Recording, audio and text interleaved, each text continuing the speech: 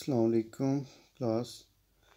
अच्छा जी, book work मैंने आपको दिया था, उम्मीद है कि आपने कर लिया होगा। आप इससे कंपेयर कर लें, ठीक है। पेज नंबर 16 से फिलिंग द ब्लैंक्स जो है, ठीक है। यहाँ पे अब मैंने स्टॉप किया हुआ है, तो आपने भी अपनी स्क्रीन स्टॉप कर लेनी है, वीडियो स्टॉप करके तो इसे सॉल्व कर लेना है। नेक्स्ट ये सॉल्व कर लें। उसके बाद पेज नंबर 17,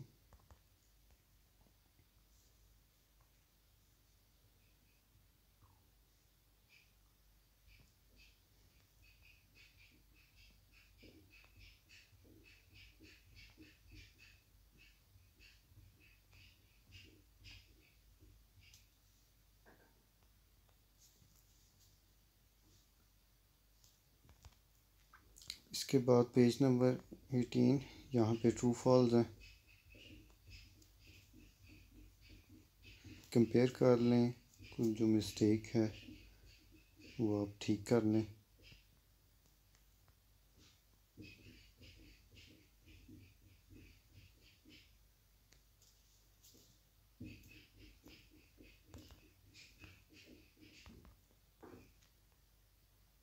ये पेज नंबर 19 है, लास्ट।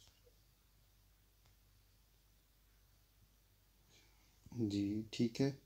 उसके बाद आज हम फर्स्ट 4 क्वेश्चंस करेंगे। जी फर्स्ट क्वेश्चन है हमारा, right a short note on abacus. Abacus पे एक छोटा सा नोट लिखना है। अबाकस के बारे में आपने बताना है। Abacus was the first ever counting device, सबसे पहली काउंटिंग डिवाइस थी। It consist of a wooden frame which had a number of rods and beads. एक वुडन फ्रेम था, लकड़ी का फ्रेम था जिस पे रॉड थे और उस पे भी जिनसे मोती थे, ठीक है, जिस तरह तस्बीह होती है ना, उसकी तरह से। और it was use to perform addition, subtraction, multiplication and division. ये चारों अर्थमेटिक ऑपरेशंस परफॉर्म करने के लिए यूज़ की थी, ठीक है। नेक्स्ट क्वेश्चन, सेकंड क्वेश्चन जो है, who called the father of computer and why. किसे फादर ऑफ कंप्यूटर कहा गया और क्यों कहा गया। Charles Babbage is known as father of computer because he gave the concept of difference engine and analytical engines. अगर आपको याद हो तो रीडिंग में मैंने बताया था कि चार्ल्स को क्यों कहा गया था फादर ऑफ कंप्यूटर, क्योंकि उसने जो डिफरेंस इंजन बनाया था उसमें जो उसने इन्वेंशंस की थी और वो चीज़ें, और एनालिटिकल इंजन्स में भी जो उसने इन्वेंशंस की थी, ठीक है। वो आगे नेक्स्ट क्वेश्चन भी आएगा, तो इस वजह से उसे बोला गया था। These two engines were the guideline for the invention of modern computer. ये मॉडर्न कंप्यूटर जो हमारे पास आज कंप्यूटर यूज़ हो रहा है, उसकी इन्वेंशन के लिए ये गाइडलाइंस थी कि उसमें ये चीज़ें होनी चाहिए, और आज के कंप्यूटर में ये चीज़ें हैं जो हम यूज़ कर रहे हैं। अच्छा, क्वेश्चन नंबर 3 है, briefly explain the functions of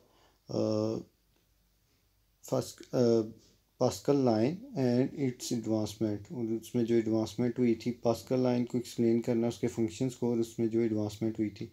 before advancement, यानी कि एडवांसमेंट होने से पहले, Pascaline could only perform addition and subtraction.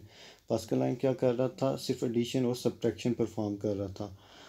After the advancement, advancement होने के बाद में, Pascal line enable to perform addition, subtraction as well as multiplication and division. Addition subtraction के साथ साथ वो मल्टीप्लिकेशन और डिवीजन भी परफॉर्म कर रहा था, ठीक है जी। नेक्स्ट क्वेश्चन नंबर 4 है, explain difference engine and there parts. अच्छा, एक मिनट। डिफरेंट इंजन्स, इसमें दो आते थे जो चार्ल्स बेबिज ने बनाए थे, डिफरेंस इंजन और एनालिटिकल इंजन। डिफरेंस इंजन पहले की बात करते हैं। This machine was developed by Charles babies. It had the following parts. इसमें 3 पार्ट्स ने बताए थे। अर्थमेटिक लॉजिक यूनिट, ठीक है, जो अर्थमेटिक यानी ऑपरेशंस परफॉर्म करता है और लॉजिक्स वाले जितने भी काम होते हैं वो करता है।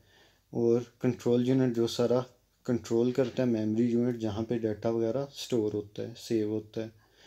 अच्छा जी, ये 3 चीज़ें उसने की थी, इस वजह से उसे फादर ऑफ कंप्यूटर बोला गया था।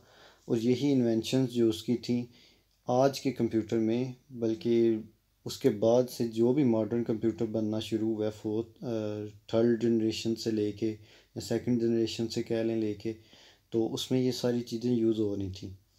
एनालिटिकल इंजन, इसमें उसने जो चीज़ें बताई थी, this machine was also developed by Charles Babbage, it had the following parts. ये भी चार्ल्स ने ही बनाई थी। इसमें उसने क्या किया था, सेंट्रल प्रोसेसिंग यूनिट कर दिया था, बना दिया था उसे मिला के कंट्रोल यूनिट और अर्थमेटिक लॉजिक यूनिट को मिला के सेंट्रल प्रोसेसिंग यूनिट बना दिया था। ये मेरे ख्याल से आपको रीडिंग में मैंने बात नहीं बताई, लेकिन ये आपको पता होनी चाहिए। उसने अर्थमेटिक लॉजिक यूनिट को मिलाया, बुक में भी नहीं थी लिखी हुई ये बात। अर्थमेटिक और logic unit plus control unit को मिला के उसने सेंट्रल प्रोसेसिंग यूनिट बना दिया था, ठीक है। और मेमोरी उसी तरह, जिस तरह वो डिफरेंस इंजन में थी मेमोरी यूनिट, इसमें भी मेमोरी आ गई जहाँ पे डाटा वगैरह स्टोर होता है। रीडर, जो इनपुट डिवाइसेस हैं जिनके थ्रू हम इनपुट देते हैं, कीबोर्ड, माउस एक्सेट्रा, माइक वगैरह। और प्रिंटर, आउटपुट डिवाइसेस जो हमें रिज़ल्ट देती हैं, मोनीटर हो गया, प्रिंटर फॉर्म में होगी, स्पीकर्स हो गए, ठीक है, स्पीकर से वॉइस आती है, प्रिंटर से प्रिंट आता है हॉट फॉर्म पे, और जो मोनीटर है हमें सॉफ्ट में उस पर रिज़ल्ट नज़र आता है जो भी हम काम कर रहे होते हैं, ठीक है जी। तो ये 4 क्वेश्चंस हैं, तो आपने इन चारों को अपनी नोटबुक पे लिखना है, प्लस इन्हें तैयार करना है, अच्छे से लर्न करना है, ठीक है। तो क्योंकि जैसे ही आपकी नोटबुक पे सारे क्वेश्चंस कंप्लीट हो जाएंगे, फिर ये इनका टेस्ट शुरू हो जाएगा, ठीक है, बुक वर्क का भी टेस्ट और इसका भी फिर आगे टेस्ट शुरू हो जाएंगे। तो आपने अच्छे से तैयार करना है। कोई आपको प्रॉब्लम हो इसमें, कोई चीज़ समझ ना आती हो, तो वो आप मुझे कांटेक्ट करके पूछ सकते हैं।